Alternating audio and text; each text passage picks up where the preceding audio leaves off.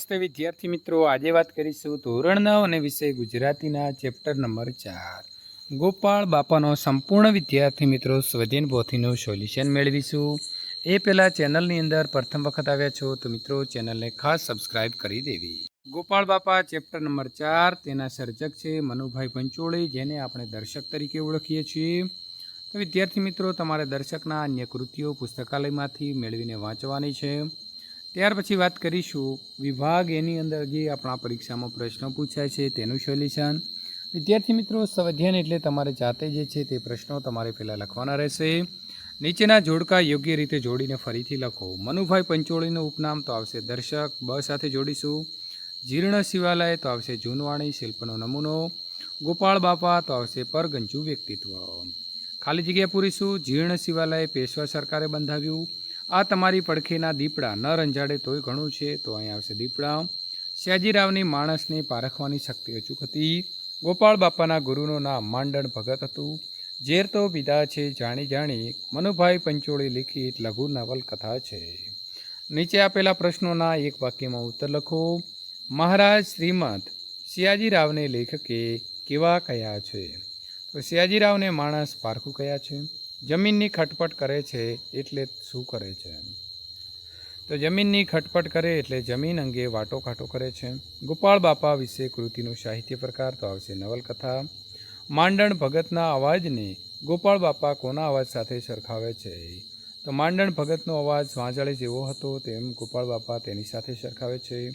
તે આબપરાનો છાયો મૂકીને અહીં સારું જમીન માગો છો, વાક્ય કોણ કોને કહે છે? સયાજીરાવ ગાયકવાડ ગોપાળ બાપાને કહે છે। ગોપાળ બાપાએ શિવાલયની પૂજા કરવાની ના પાડી દીધી, કારણ કે મહારાજે ગોપાળ બાપાને શિવાલયની પૂજા કરવાની કહેતા ગોપાળ બાપા વિનમ્ર ભાવે મહારાજને કહે છે કે તમે દુઃખ ન લગાડતા, પણ હું શિવાલયની પૂજા નહીં કરું, કારણ કે જ્યાં જીવતા માણસને રહેવાની જગ્યા નથી મળતી ત્યાં પથ્થરની મૂર્તિને પધરાવવાની શી જરૂર છે? એમ કહે છે કે તેઓ માનવ સેવાના હિમાયતી હોય તે આ વાત ઉપરથી આપણને લાગે છે। ગોપાળ બાપાના ગુરુ માંડણ ભગતનું ટૂંકમાં વર્ણન કરો। તો માંડણ ભગત અનોખું તેજ હતું। ગોપાળ બાપાના ગુરુએ જ તેને હરિ નામનો વેપાર કરવાનો કહ્યું હતું। માંડણ ભગતનો વર્ણ કાળો હતો, આંખો નીચે રેખ રાખવાની ટેવ હતી, હાસ્ય બાળક જેવું નિર્મળ હતું અને અવાજ વાંસળી જેવો હતો। માંડણ ભગતના શબ્દો ગીતામાં કહ્યું છે કે તેમ હું દેહ નથી આત્મા છું એવી પ્રતીતિ કરાવે તેવું તેમનું મિત્રો વર્ણન થઈ શકે છે। નીચે આપેલા પ્રશ્નોના 8-10 વાક્યમાં ઉત્તર લખો। ગોપાળ બાપાએ મિત્ર પ્રત્યેનો સાચો વિશ્વાસ પ્રેમ કેવી રીતે નિભાવ્યો, સવિસ્તાર જણાવો। તો ગોપાલદાસ એક વણિક ખેડૂત છે અને એ બરડાના પેટાળમાં રહે છે। 4 મહિના પહેલાં એમના એક ભાઈબંધ મૃત્યુ પામ્યા હતા। તેઓ ઝરિયાની કાલિયારીમાં ભાગીદાર હતા। તેઓ ગોપાળ બાપા પર એક ચિઠ્ઠી લખીને ગયા હતા। એમાં એમને ગોપાળ બાપાને એમની તમામ માલ મિલકતની અને દીકરાની ફાળવણી કરવાની ભલામણ કરી હતી। આથી ગોપાળ બાપા બધી જમીન અંગે મહારાજ સયાજીરાવ સાથે ખટપટ કરે છે, પરંતુ તેમાં આ પોતાનો કોઈ સ્વાર્થ નથી, એ કેવળ નિસ્વાર્થ ભાવે મૈત્રી ધર્મ નિભાવી રહ્યા છે। આ પરથી કહી શકાય કે ગોપાળ બાપાએ મિત્ર પ્રત્યેનો સાચો વિશ્વાસ ધર્મ એમણે નિભાવ્યો હતો। હું દેહ નથી પણ આત્મા છું, ગીતાના આ સંદેશની પ્રતીતિ આ કૃતિમાં કયા પ્રસંગમાં જોવા મળે છે તે આપણે વિસ્તારથી લખીશું।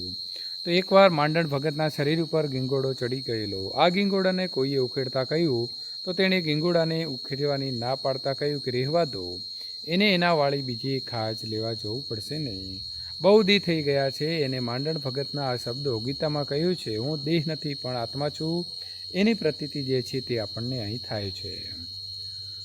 વ્યાકરણ વિભાગની વાત કરીએ તો સાચી જોડણી લખીશું। દૂરબીન, કારકિર્દી, રીધિ સિદ્ધિ, મૂર્તિઓ।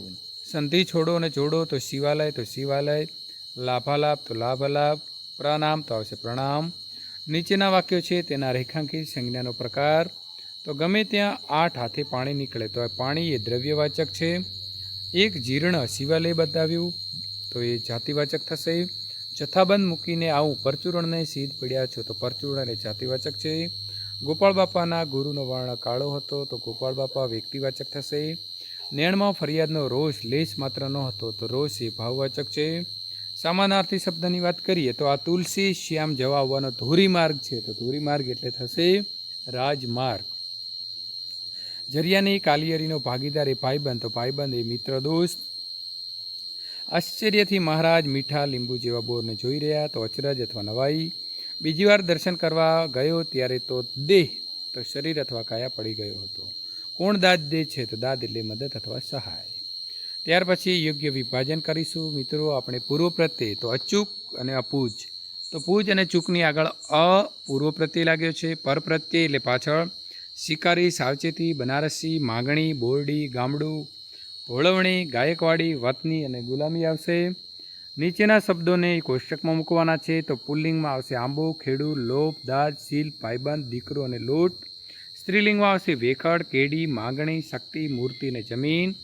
નપુંસકલિંગની અંદર આવશે પુણ્ય, ઝુંડ, કોતર, બાળક, શિવાલય અને ધર્મશાળા. ત્યાર પછી અલંકાર ઓળખવાના છે. મહારાજ મીઠા લીંબુ જેવા બોરને જોઈ રહ્યા તો ઉપમા આપી છે. કોના જેવા? મીઠા લીંબુ જેવા. તો ઉપમા અવાજ જોયો હોય તો વાંસળી જેવો. તો અહીં પણ વિદ્યાર્થી મિત્રો ઉપમા છે.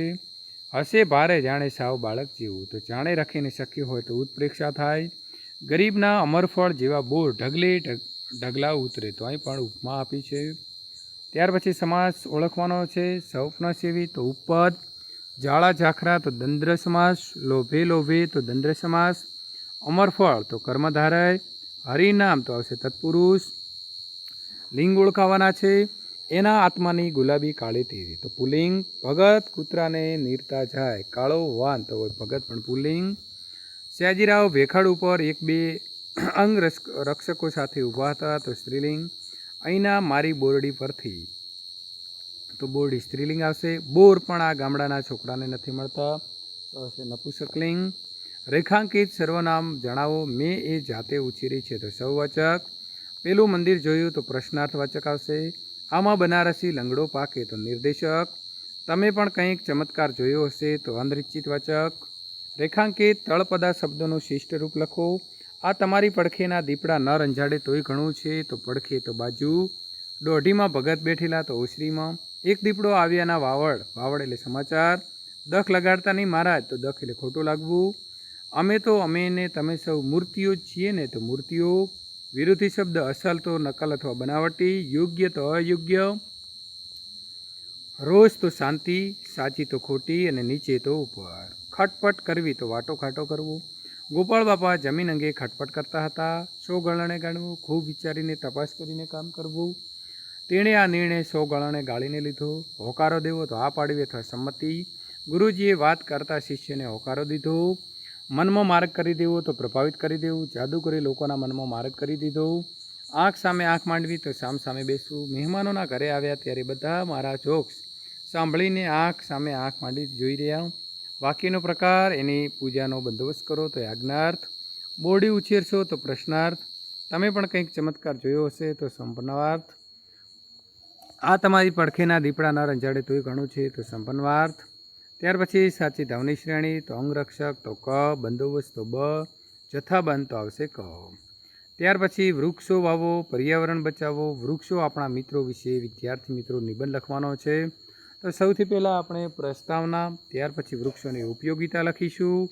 ત્યાર પછી મિત્રો આગળ આપણે તેનો જે ઉપસહાર છે તે ઉપસહાર લખીશું. આ પ્રકારે આપણો સંપૂર્ણ જે છે તે વિદ્યાર્થી મિત્રો નિબંધ પૂર્ણ થાય છે. આ પ્રકારના સોલ્યુશન મેળવવા માટે અહીં આપેલી એન્ડ સ્ક્રીન ઉપર ક્લિક કરી શકો છો.